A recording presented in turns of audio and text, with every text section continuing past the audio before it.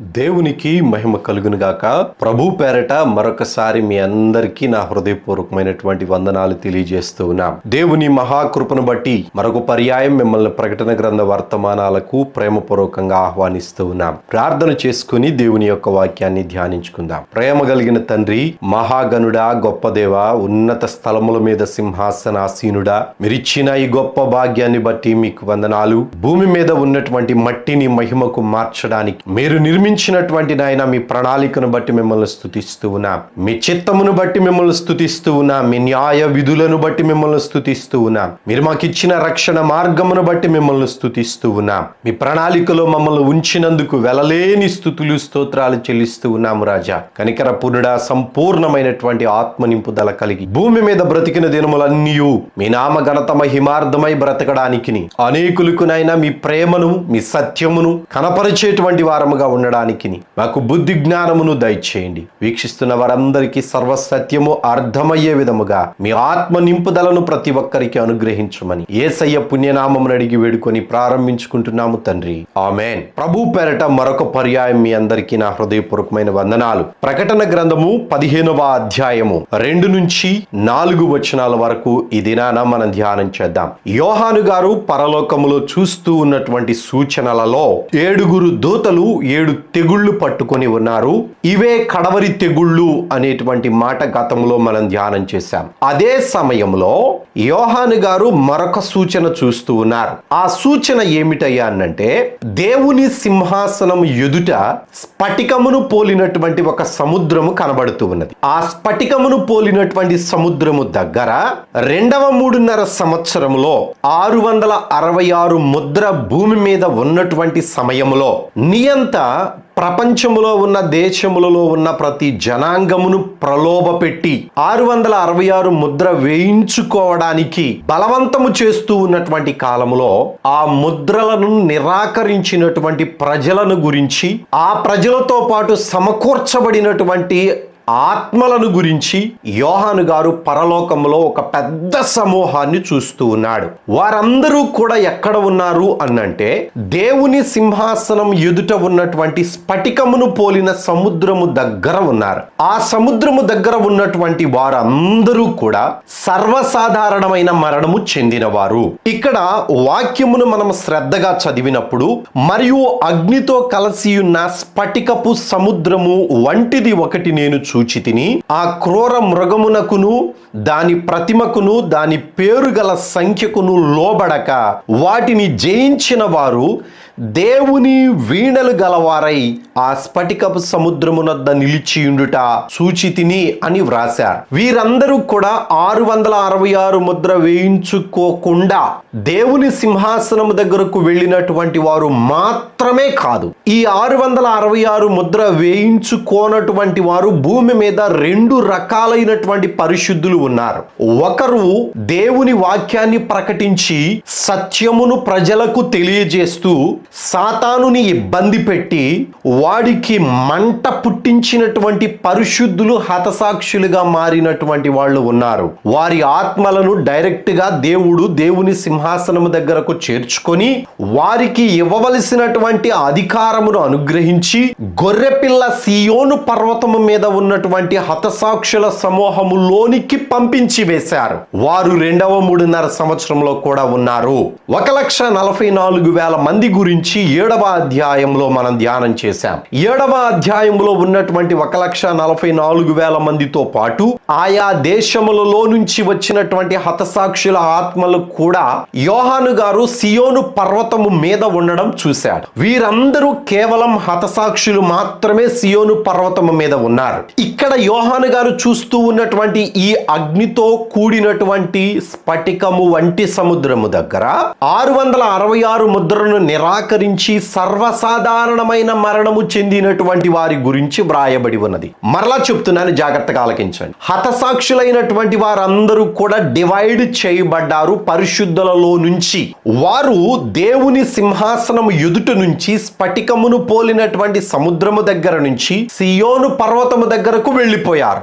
దేవుడు వారికి అట్టి అధికారమును అనుగ్రహించి 1000 ఏళ్లు భూమి మీద పరిపాలన చేయడానికి యేసుక్రీస్తుకు దూతలుగాను ప్రజలుగాను దేవునికి రాజులైన యాజక సమూహముగాను ఉండడానికి వారిని నిర్ణయించి అధికారం ఇచ్చి సియోను పర్వతము మీద నిలవబెట్టారు. అది పరలోకములోనే ఉన్నది. ఇంకను వారు భూమి మీదకి రాలేదు.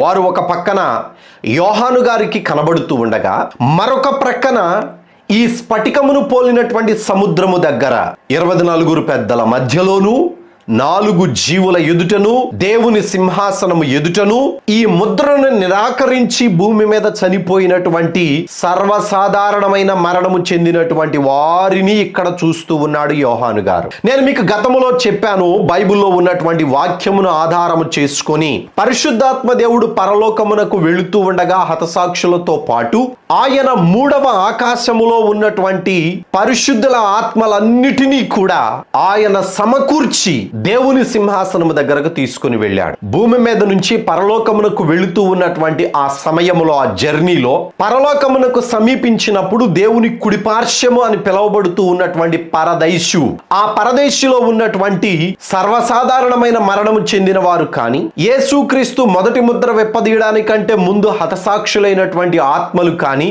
అందరూ అక్కడ ఉన్నారు. వారిని పరిశుద్ధాత్మ దేవుడు ఈ హతసాక్షులతో సమకూర్చి పరలోకమునకు తీసుకుని వెళ్ళాడు.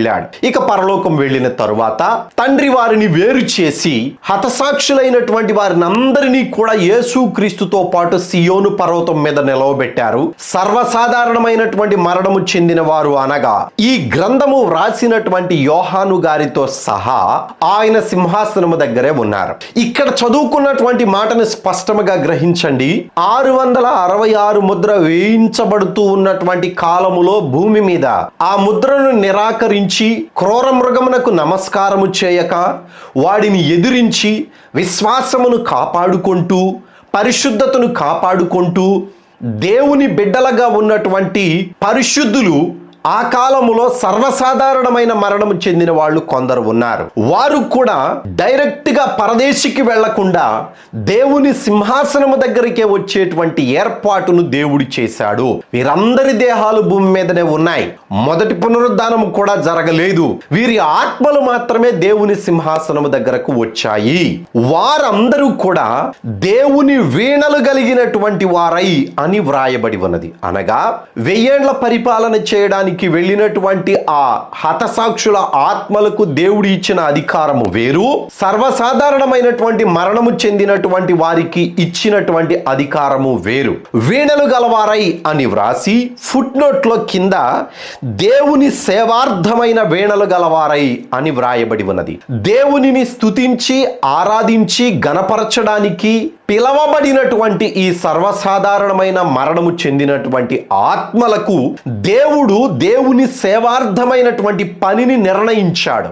ఆ నిర్ణయించినటువంటి వారు దేవుని సింహాసనం ఎదుట ఉన్నటువంటి ఆ స్ఫటికమును పోలిన సముద్రము దగ్గర నుంచి యేసుక్రీస్తు ఆగమనము తర్వాత వీరు సాక్ష్యపు గుడార సంబంధమైనటువంటి ఆలయములోనికి వెళ్ళి 1000 ఏండ్లు అక్కడ దేవునిని స్తుతించి ఆరాధించి గణపరచేటువంటి యోగ్యమైన పాత్రలుగా దేవుడు వారిని సిద్ధపరిచాడు. ఈ పనిని పోగొట్టుకున్నటువంటి వాడు లూసిఫర్. ఈ పనిని నెట్టివేసినటువంటి వాడు లూసిఫర్, వాడి దూతలు. వాళ్ళు పోగొట్టుకున్నటువంటి అధికారమును, వాళ్ళు పోగొట్టుకున్నటువంటి యోగ్యతను, దేవునిని స్తుతించేటువంటి ఇంపైన సువాసన కలిగినటువంటి హోమముగా దేవునిని స్తుతించి ఆరాధించేటువంటి ఆ సేవార్థమైనటువంటి ఉపకరణములుగా, పరిచారకులుగా దేవుని సింహాసనం ఎదుట ఉన్నటువంటి దేవాలయములో 1000 ఏండ్లు వీళ్ళు ఉండబోతూ ఉన్నారు.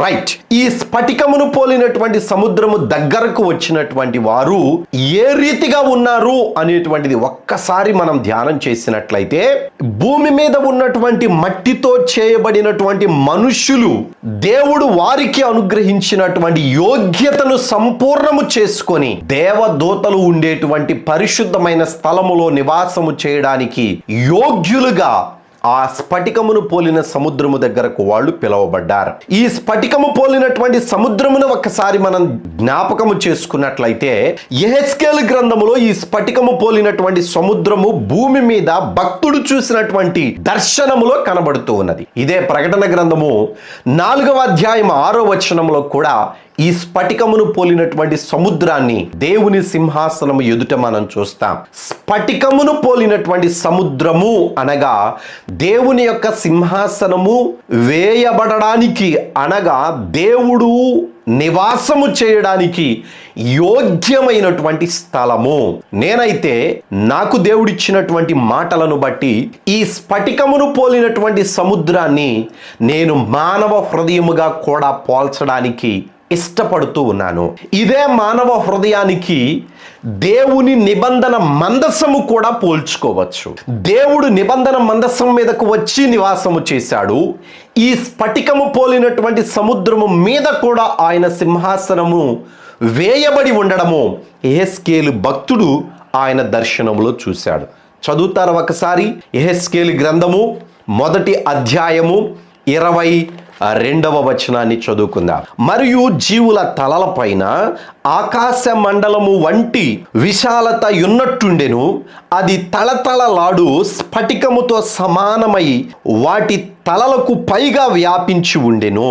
ఈ 4 జీవులు ఎవరైతే ఉన్నారో ఈ 4 జీవులకు 6 రెక్కలు ఉంటాయి. ఈ 6 రెక్కలు కలిగినటువంటి 4 జీవులు స్ఫటికమును పోలినటువంటి ఆ గోళము క్రింద వారి యొక్క రెక్కలను ఆ గోళమునకు అతికించినట్లుగా భక్తుడు ఆ దర్శనములో చూశాడు. అనగా దేవుని దాసులైనటువంటి వారు మాత్రమే కాదు, దేవుని దూతలైనను సరే, కెరూబులైనను సరే, దేవుని సింహాసనము వేయబడడానికి యోగ్యమైనటువంటి పాత్రలుగా ఉండాలి. అనగా వారి హృదయము దేవుని సింహాసనము వేయబడడానికి పరిశుద్ధమైనటువంటి స్థలముగా ఉండాలి. ఈ దూతలైనటువంటి వారు భూమి మీదకు వచ్చినప్పుడు భక్తుడికి దర్శనములో కనబడడానికి దేవుడు అగ్నిమయమైనటువంటి విధముగా ఆ సింహాసనము మీద నరస్వరూపి అయి ఆ స్ఫటికము వంటి గోళము మీద కనబడినటువంటి దేవదేవుడు కనిపించినటువంటి విధానములో ఆ స్ఫటికమును పోలిన గోళము క్రింద 4 జీవులు ఉన్నారు. దేవుడు అట్టి భాగ్యాన్ని మట్టి నుంచి నిర్మించినటువంటి మనుషులకు అనుగ్రహించాడు అని ప్రకటన గ్రంథము 15వ అధ్యాయము 2వ వచనములో స్పష్టముగా దేవుడు వ్రాయించాడు. ఆ స్ఫటికమును పోలిన సముద్రము దగ్గరకు వెళ్ళి ఈ సర్వసాధారణమైనటువంటి మరణము చెందినటువంటి వారు మాత్రమే కాకుండా హతసాక్షులైనటువంటి వారు కూడా ఆ స్ఫటికమును పోలిన సముద్రము దగ్గరకు రావడానికి గల కారణం ఏమిటయ్యా అంటే దేవుడు ప్రత్యేకించి ఏర్పరచుకున్నటువంటి జనాంగమునకు నిర్ణయించినటువంటి స్థలము. దేవుడు భక్తులను కానీ దూతలను కానీ పరిశుద్ధులను కానీ ఆయన చూడడానికి మాట్లాడడానికి ఆయన సన్నిధికి రావడానికి ఏర్పాటు చేయబడినటువంటి స్థలమే ఆ స్ఫటికమును పోలినటువంటి సముద్రము. అది ఒక గోళము. ఆ గోళము దగ్గర ఉన్నటువంటి భక్తులు వీళ్ళందరూ కూడా దేవుడు వారిని డివైడ్ చేసి సర్వసాధారణమైనటువంటి మరణము చెందినటువంటి వారిని సాక్ష్యపు గుడార సంబంధమైనటువంటి దేవాలయములో ఉండడానికి వీణలు గలవారైనట్టుగా వాళ్లను దేవుడు ప్రతిష్ఠించాడు, నిర్ణయించాడు, ప్రత్యేకించాడు అని మనం చెప్పుకోవచ్చు. సహోదరులారా, వీరు పలుకుతూ ఉన్నటువంటి సాక్ష్యాన్ని ఒకసారి వినండి. వారు ప్రభువా, దేవా, సర్వాధికారి, నీ క్రియలు ఘనమైనవి, ఆశ్చర్యమైనవి, యుగములకు రాజా, నీ మార్గములు న్యాయములను సత్యములనై ఉన్నవి అని చెప్తూ ఉన్నారు. వారు పలికిన మాటలలో మొదటి మాటను నేను మీకు జ్ఞాపకం చేస్తూ ఉన్నా. భూమి మీద మట్టితో చేయబడినటువంటి మనుషులు వీళ్ళు. మనందరము కూడా ఆ సమూహంలో ఉండవలసినటువంటి వారమే. హతసాక్షి అయినటువంటి వాళ్ళు ధన్యులు. దేవుని సింహాసనము దగ్గర నుంచి వారు సియోను పర్వతము మీదకు వెళ్ళి 1000 ఏళ్ల పరిపాలన చేయడానికి రాబోతూ ఉన్నారు. వీరందరూ కూడా భూమి మీద మట్టి నుంచి తీయబడినటువంటి ఆదాము సంతానమే. వీరు పలుకుతూ ఉన్నటువంటి ఈ మాటలలో ఒక అన్వేషణ కనబడుతూ ఉన్నది, ఒక వెతుకులాట కనబడుతూ ఉన్నది. చివరికి వారు ఆ మార్గమును పట్టుకొని ఇది న్యాయము, సత్యము, జీవము, ఈ మార్గములో ఉన్నటువంటి వాడు ఎన్నడూ కూడా అన్యాయమునకు అప్పగింపబడడు, ఎన్నడూ కూడా అతడు అగ్నిగుండానికి వారసుడు కాడు, ఎన్నడూ కూడా ఎగతాళి చేయబడడు, ఎన్నడూ కూడా అతడు చేసినటువంటి క్రియలకు ప్రతిఫలము పొందుకోకుండా పోడు అనేటువంటి సాక్ష్యము వాళ్ళు చెబుతూ ఉన్నారు. భూమి మీద వీళ్ళు పడినటువంటి ప్రయాసను ఒకసారి జ్ఞాపకం చేసుకున్నట్లయితే పుట్టిన ప్రతి మనిషి కూడా తనకు న్యాయము కావాలి, ఆశీర్వాదము కావాలి, జీవము కావాలి అని అనుకుంటాడు, కానీ మార్గము కనబడటం లేదు. ఎవరినైనా కానీ మీరు పిలిచి అడగండి, అయ్యా అగ్నిగుండానికి వెళతావా అని అంటే హిహిహి అని ఇకిలించి నేను అగ్నిగుండానికి వెళతాను అని ఎవడు, ఏ మతస్థుడు, ఏ దేశంలో ఉన్నటువంటి వాడైనా, ఏ జాతి వాడైనను కానీ చెప్పడం. నేను మోక్షానికే వెళ్ళాలి అంటాడు, పరలోకమే వెళ్ళాలి అని అంటాడు. కానీ భూమి మీద ఉన్నటువంటి మనిషి పరలోకమునకు వెళ్ళడానికి ఉన్నటువంటి మార్గము మాత్రము మనుషులకు అసహ్యమైపోయింది. పట్టించుకోవడం లేదు, నెట్టివేస్తూ ఉన్నారు. ఎందుకనంటే భూమి మీద వాళ్ళు చేసేటువంటి పనులకు ఈ మార్గము ఆటంకమైనది. దేవుడు అంటాడు, ఆయన ఇచ్చినటువంటి మాటలలో, ఆయన ఇచ్చినటువంటి ఆజ్ఞలలో మీ సొంత జ్ఞానాన్ని ఆధారము చేసుకొని నడిచినట్లయితే మీ మార్గము సంపూర్ణమైనటువంటిదిగా ఉండదు. మనుషులలో కొంతమంది గనులు ఉన్నారు, నీతి న్యాయములు అని చెప్పుకుంటూ ఉన్నటువంటి వాళ్ళు ఉన్నారు, జడ్జిమెంట్ ఇచ్చేటువంటి డిపార్ట్మెంట్ వాళ్ళు ఉన్నారు, న్యాయ పోరాటములు చేస్తూ ఉన్నటువంటి వారు కొంతమంది ఉన్నారు. భూమి మీద ఉన్నటువంటి ఏ మార్గమైనను సరే, ఏ మనిషి అయినను సరే, ఎంత గొప్ప న్యాయము తీర్చే న్యాయాధిపతి అయినను సరే, ఒక వ్యక్తికి మాత్రమే వాస్తవాన్ని చూపించి తగినటువంటి న్యాయాన్ని చేస్తాడు. సంపూర్ణమైన న్యాయము ఎవరు చేయరు. ఒక వ్యక్తికి మాత్రమే న్యాయము చేస్తాడు, రెండవ వ్యక్తికి అన్యాయమునే చూపిస్తాడు. మీరు ఎవరి దగ్గరికైనా వెళ్ళండి, ఇప్పుడు ఉన్నటువంటి పరిస్థితులను బట్టి డబ్బు ఎవడు ఇస్తే వాడికి వైపే న్యాయము ఉంటూ ఉన్నది, అధికారం ఎవడికి ఉంటే వాడి వైపే న్యాయము ఉంటూ ఉన్నది, ఎవడు బెదిరిస్తాడో వాడి వైపే న్యాయము కనబడుతూ ఉన్నది. కానీ దేవుని ఎదుట ఇవి పనికి రావు. దేవుని ఎదుట ఈ మార్గములు కాలిన గడ్డి వలె కనబడకుండా వెళ్ళిపోయేటువంటి విధముగా ఉండే మార్గాలు ఇవన్నీ. వాస్తవాలను చూపించి, రుజువులను చూపించి, ఇదిగో ఈ రీతిగా జరిగింది అని చూపించడానికే ఏదో వాళ్ళకు నచ్చినటువంటి న్యాయమును మాత్రమే చూపిస్తూ ఉన్నారు. కానీ 100% సంపూర్ణమైన న్యాయమును భూమి మీద ఎవడో చూపించడు. ఇక్కడ స్ఫటికమును పోలినటువంటి సముద్రము దగ్గర ఉన్నటువంటి వారు ఈ బాధలు, ఈ వేదన పడి, వాళ్లకు అన్యాయము జరిగి శ్రేష్టమైన మార్గము మనకు కనబడటం లేదు అని అన్వేషణ చేసి వెతుకులాడి ఒక్క మార్గాన్ని కనుగొన్నారు. ఆ మార్గం ఏమిటయ్యానంటే దేవుని న్యాయ విధి. దేవుడు భూమి మీదకు పంపించిన ఆజ్ఞలు, దేవుడు భూమి మీద తన బిడ్డలకు ప్రకటించినటువంటి ఆయన ఆజ్ఞలు ఏవైతే ఉన్నవో వాటిని పాటించినటువంటి వాడు ఎన్నడూ మోసపోడు.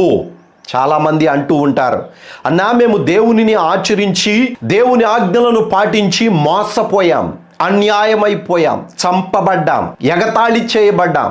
తమ్ముడు, చెల్లి, అన్న, దైవ సేవకులారా, ఎవరైనాను సరే దేవునిని నమ్ముకొని వెక్కిరించబడినటువంటి వాడు ఎవడో ఉండడం. మీరు అనుకుంటారేమో ఇప్పుడు కొంతమంది పలానా వ్యక్తి ఈ రీతిగా చనిపోయాడు, పలానా వ్యక్తి దేవుని నమ్ముకొని ఈ రీతిగా నష్టపోయారు, పలానా వ్యక్తి ఈ రీతిగా అన్యాయము చేయబడింది అని చెప్పుకుంటూ ఉండవచ్చు.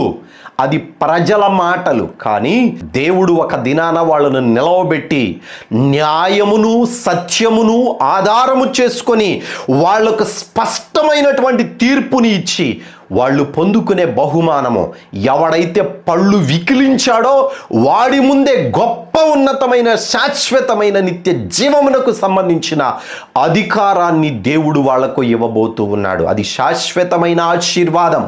చాలా మంది దైవ సేవకులు చనిపోతూ ఉన్నారు, అన్యాయముగా చంపబడుతూ ఉన్నారు. కానీ సహోదరులారా, భూమి మీద మనుషులు వారి ఆలోచనలకు తగ్గట్టుగా చేసి వాళ్ళను అన్యాయము చేశారు అని అనుకుంటున్నామే. కానీ రేపటి దినాన శ్రేష్టమైనటువంటి న్యాయ సింహాసనము ఎదుట దేవుడు తీర్చేటువంటి తీర్పులో ఏ ఒక్కడు కూడా విడిచిపెట్టబడడు. నీవు చేసిన ప్రతి పాపపు పనిని దేవుడు ఆ దినాన ప్రపంచానికి తెలియజేస్తాడు. రహస్యముగా చేసిన పనిని, ఒక్కడిని తీసుకువెళ్ళి నువ్వు చేసినటువంటి పాపపు పనిని, నరహత్యను దేవుడు ప్రపంచానికి చూపించబోతూ ఉన్నాడు. ఈ కాలంలో కొంతమంది పోలీసులు ఆ దొంగలను పట్టుకోవడానికి, నరహంతకులను పట్టుకోవడానికి ఎంతో శ్రమిస్తూ ఉన్నారు.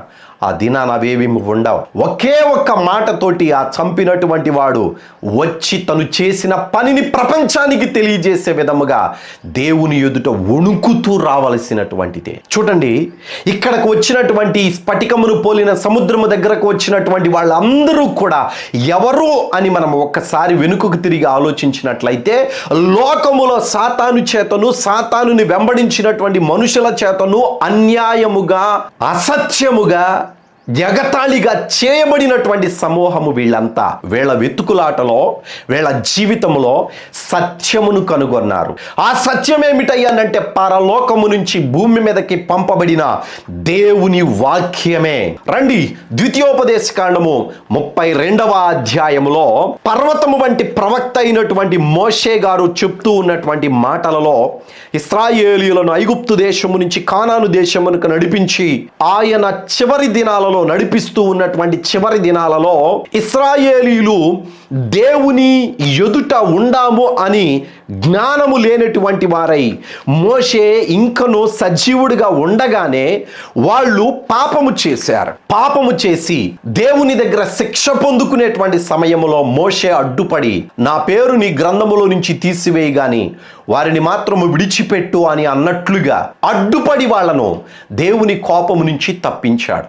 సహోదరులారా, ఈ మోషే గారు ఇశ్రాయేలీల సమాజంలో ఉన్న వారిని అందరినీ కూడా సమకూర్చి, మీరు ఖచ్చితంగా తప్పు చేస్తారు, మీరు ఖచ్చితంగా దేవునికి వ్యతిరేకముగా నడుస్తారు, మీరు ఖచ్చితంగా దేవుని యొక్క న్యాయ విధిని విడిచి మీ ఇష్టానుసారముగా నడుస్తారు. కాబట్టి నేను మీకు భూమిని, ఆకాశమును, సమస్తమును కూడా మీకు సాక్ష్యముగా ఉంచి నేను మీకు ఇస్తున్నటువంటి న్యాయ విధులను, దేవుని యొక్క ఆజ్ఞలను, దేవుని యొక్క కట్టడలను, దేవుని యొక్క ధర్మశాస్త్రమును మీకు సంపూర్ణముగా వినిపిస్తూ ఉన్నాను.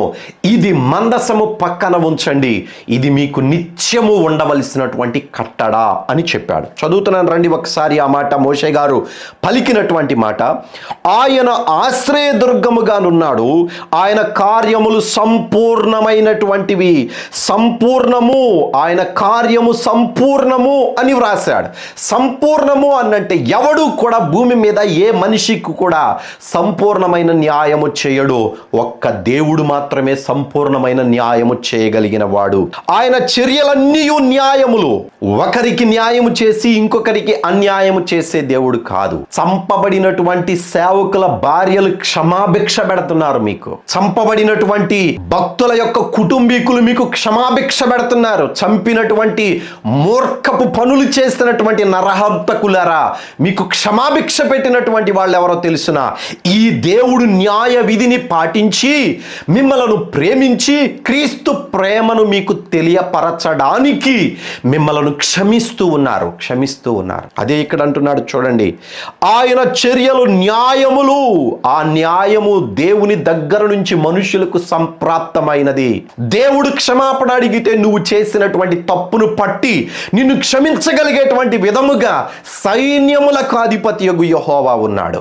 ఆయన బిడ్డలమైనటువంటి క్రైస్తవ సమాజం అంతా కూడా, క్రైస్తవులు అంటే అందరూ రారులేండి, నామకార్థ క్రైస్తవులు కూడా ఉన్నారు, క్షమించగలిగేటువంటి గుణము కలిగినటువంటి వారు, దేవుని మనస్సును ధరించుకున్నటువంటి వారు. తర్వాత మాట చూడండి, ఆయన నిర్దోషి అయి నమ్ముకొనదగిన దేవుడు, ఆయన నీతిపరుడు, యథార్థవంతుడు. సహోదరులారా, మోషే ఇశ్రాయేలీయులకు పలికినటువంటి మాటలలో మీరు స్పష్టముగా గ్రహించవలసినటువంటి మాట ఏమిటయ్యా అనంటే, ఆయనను నమ్ముకున్నటువంటి వారు, ఆయన ఆజ్ఞలను పాటించేటువంటి వారు ఎన్నడూ కూడా మోసపరచబడరు. రెండవది, సత్యమైనటువంటి మార్గంలో నడుస్తారు. మూడవది, ఎన్నడూ కూడా వాళ్ళు నిత్య జీవము నుంచి బయటికి రాలేరు. దేవుడు అంత గొప్పగా వాళ్ళను ప్రేమించాడు.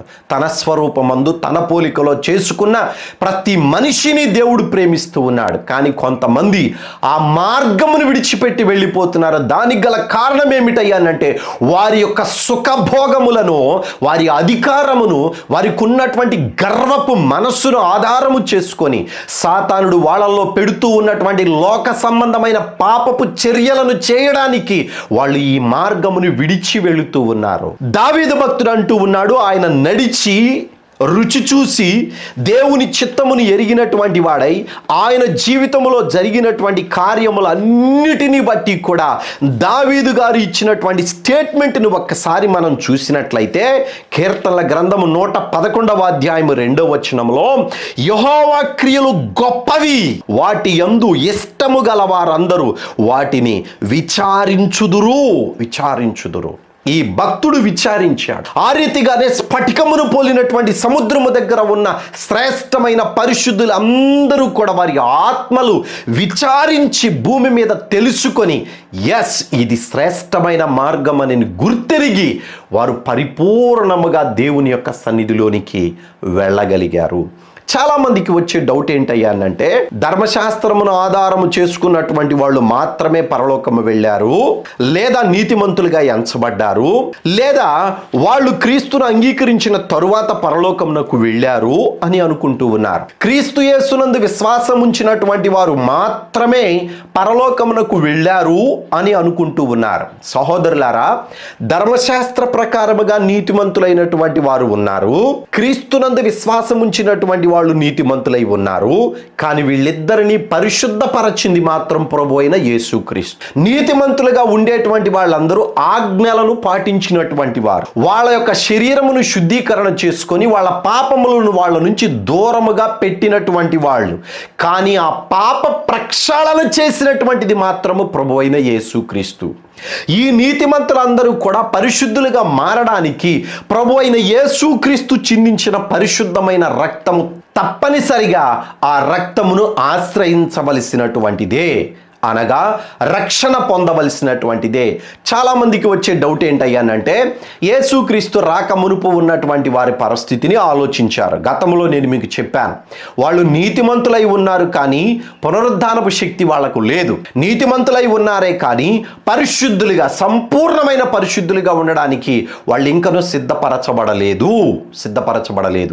ఎప్పుడైతే యేసుక్రీస్తు చనిపోయారో వారి నీతిని బట్టి దేవుడు వారిని పరిశుద్ధపరచి పునరుద్ధానంలోనికి తీసుకొని వచ్చారు. మరికొంతమంది ఆత్మలను చెరగానే తీసుకొని వచ్చారు.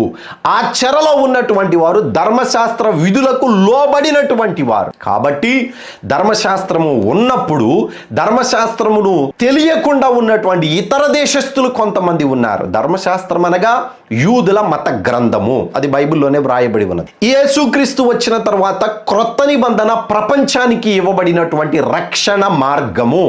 అయితే ఈ రెండు కాకుండా కొంతమందికి ఈ రెండు తెలియనటువంటి వాళ్ళు ఉన్నారు. వారిలో నీతిమంతులు అనేటువంటి వాళ్ళు ఉండరు అంటారా? ఒకసారి రోమీలకు రాసినటువంటి పత్రిక 2వ అధ్యాయము 13 నుంచి చదువుతున్నాను, ఒకసారి చూడండి.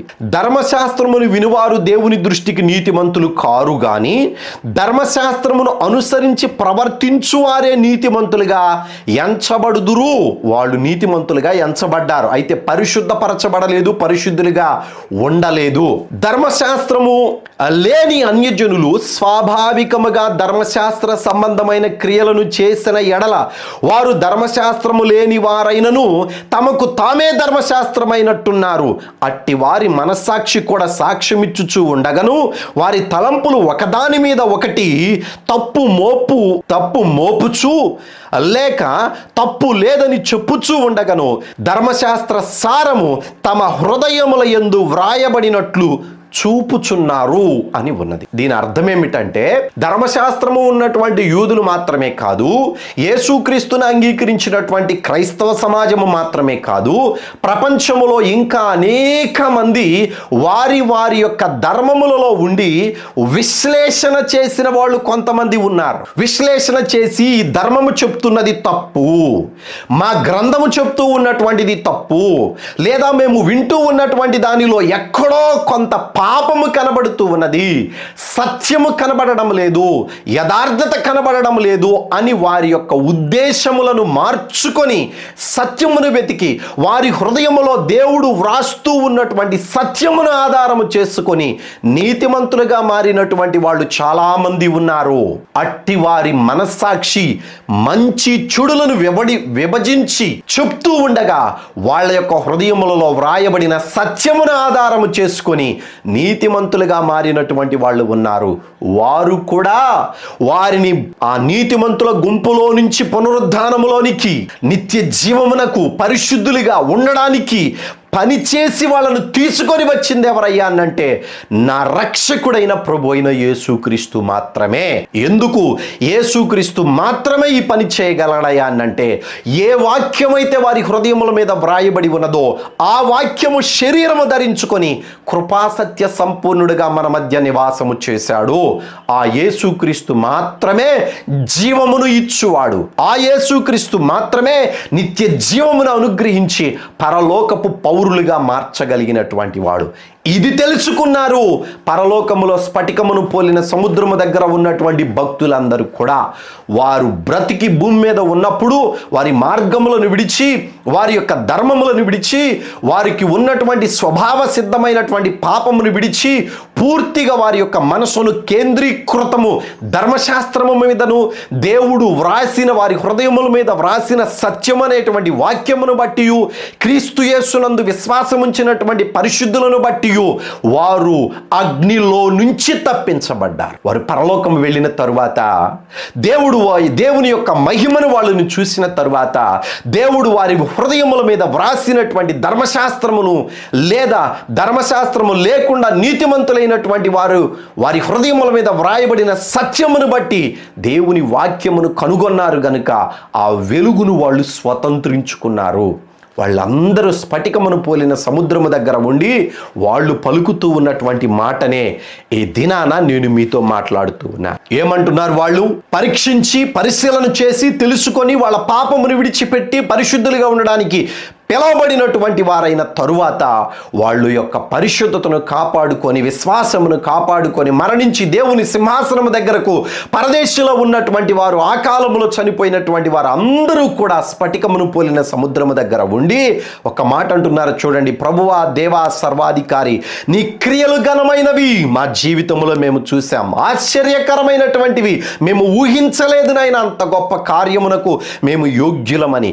యుగములకు రాజా నీ మార్గములు న్యాయములను సత్యములునై ఉన్నవి అని చెప్తూ ఉన్నారు. అంత మాత్రమే కాదు, ఇంకొక మాట అంటున్నారు చూడండి, ప్రభువా నీవు మాత్రము పవిత్రుడవు, నీకు భయపడని వాడెవడు, నీ నామమును మహిమపరచని వాడెవడు, నీ న్యాయ విధులు ప్రత్యక్షపరచబడినవి గనుక జనులందరూ వచ్చి నీ సన్నిధిని నమస్కారము చేయుదురని చెప్పుచూ దేవుని దాసుడగు మోషే కీర్తనయు గొర్రెపిల్ల కీర్తనయు పాడుచున్నారు.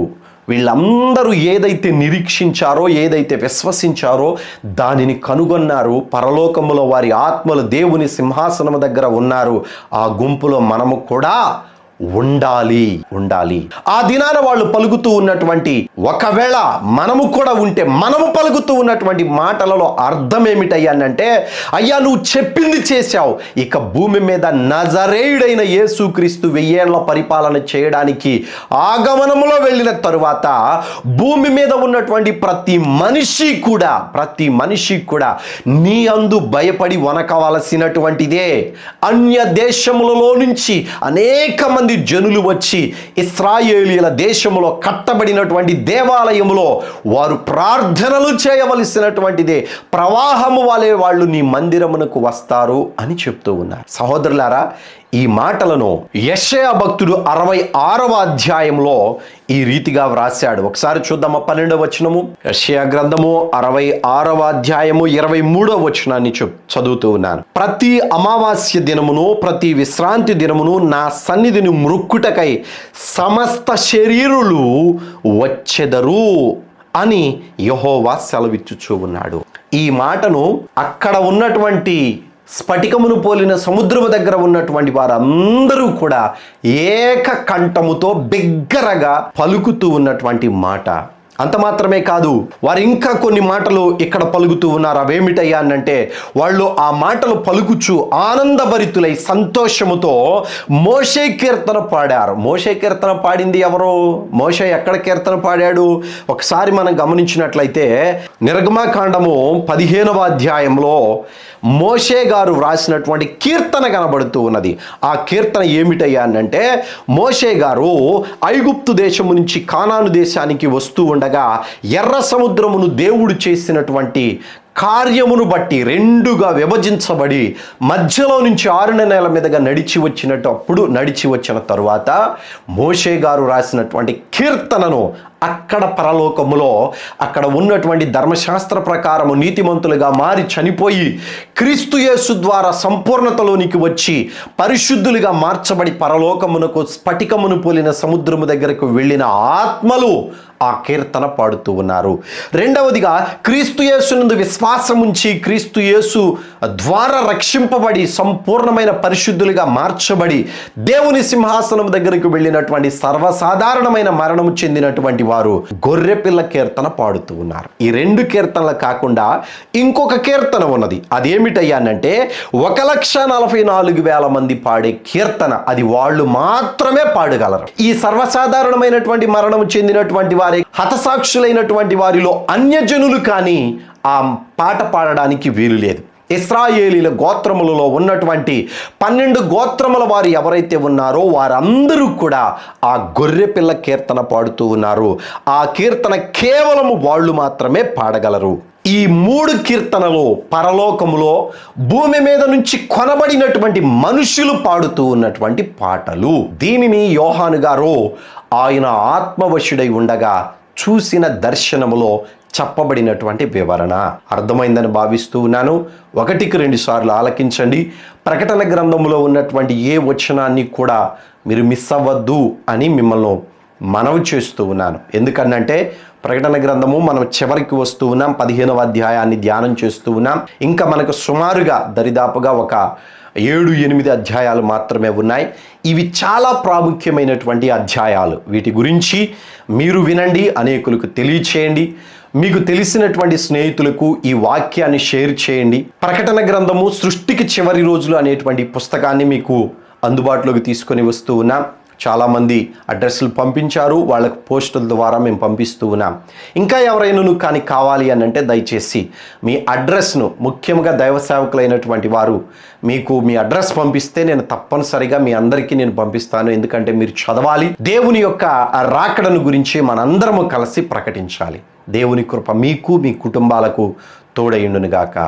వందనాలు. సెలవు.